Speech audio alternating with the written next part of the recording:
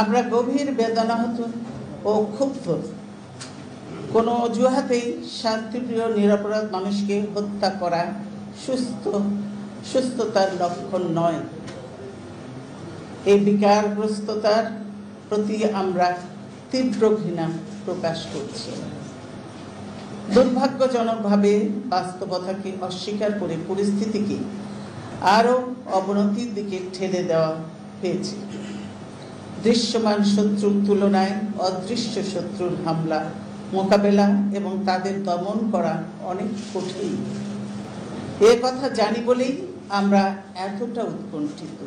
বর্তমানে আমরা সন্ত্রাসের যে চিত্র দেখছি সেটা নিছক আইন শৃঙ্খলা জনিত মামুলি কোনো সমস্যা নয়।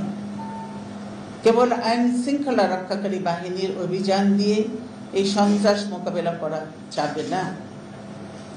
এই সংকটের শেকড় আরো অনেক গভীরে। সন্ত্রাস দমন কার্যক্রমকে রাজনৈতিক প্রতিপক্ষ দমনের হাতিয়ার হিসেবে ব্যবহার করতে গেলে এই সংকট আরো প্রকট আকার ধারণ করবে।